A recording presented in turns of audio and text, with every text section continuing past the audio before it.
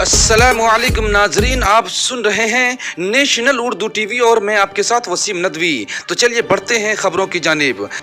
गुज़िश्ता 24 घंटों में कोरोना के मरीजों में सिर्फ 6% इजाफा हुआ है, जो रोज़ाना की बुनियाद पर सबसे सुस्त रफ्तार है। मौजूदा आदाद-ओ-शुमार के मुताबिक भारत में अब तक कोरोना वायरस के कुल 24,942 केसेस रिपोर्ट हुए हैं। उनमें से 56 मरीजों की मौत हो गई है।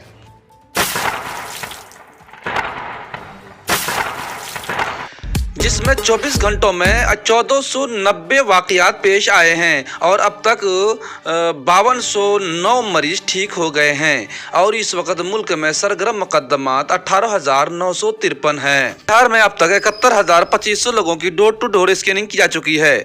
ये खबर स्वास्थ्य सचिव ने दिया और उन्होंने कहा कि 2526 लोगों में बुखार और खांसी और मुश्किल से सांस लेने के लक्षण पाए गए। उनमें से 1890 को सैंपल जाँच के लिए भेज दिया गया है।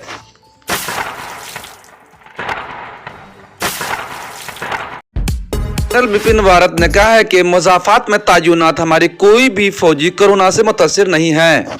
इधर रेडियो प्रोग्राम मन की बात में वज़ीर आज़म नरेंद्र मोदी ने खिताब किया और उन्होंने कहा है कि कोरोना वायरस को लेकर के हम वतनों की जनता को सलाम करते हैं, क्योंकि मुसलसल पूरी ताकत से पूरे मुत्तहिद होकर पूरी ही जनता लड़ रहे हैं। इसमें वो बहुत ही ज़्यादा खुश नज़र आए और मुल्क का आवाम हर आदमी इस जंग में आम आदमी भी इस जंग में शामिल है। हर आदमी अपनी क़ुव्वत से उसका सामना कर पा रहा है। कोई बिजनेस और ज़िंदगी की कमाई का हिस्सा इस जंग के लिए वज़ीर आज़म फंड में जमा कर रहा है, तो कोई मास्क बना रहा है, कोई भंडारा लगा रहा है, तो कोई किरायादार से किराया नहीं ले रहा है। यही उमड़ता हुआ जज्बा हिंदुस्तान की इस जंग को आगे बढ़ा रहा है और हर आदमी वायरस को शिकस्त देने में मसरूफ़ है। ये मामला सिर्फ हिंदुस्तान का नहीं है। इस वक्त पूरी दुनिया इस वबा से बहरान का सामना कर रही है। और मज़ीद उन्होंने कहा कि रमज़ान मुबारक का पैगाम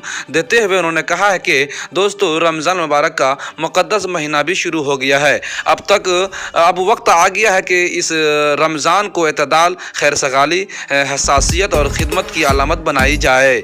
और इस बार हम उम्मीद करते हैं और दुआ करते हैं कि ईद के चाँद नज़र आने से पहले ही दुनिया से कोरोना खौफ से इंसान आज़ाद हो जाएगा। और मैं उम्मीद करता हूं कि मकामी हिदायत के मुताबिक सादगी से रमज़ान को गुजारें और लोगों ने लॉकडाउन के कवायद पर अमल भी किया है। तो चलिए, आप मुकम्मल हिफाजत में रहिए, स्वस्थ रहिए और अपनी हिफाजत कीजिए और सरकार के कानून का सहायता कीजिए। रमज़ान को मुकम्मल तरीके से अपने घरों में गुजारिए, तरावी अपने घरों में पढ़िए, रमज़ान का पूरा एहतमाम कीजिए।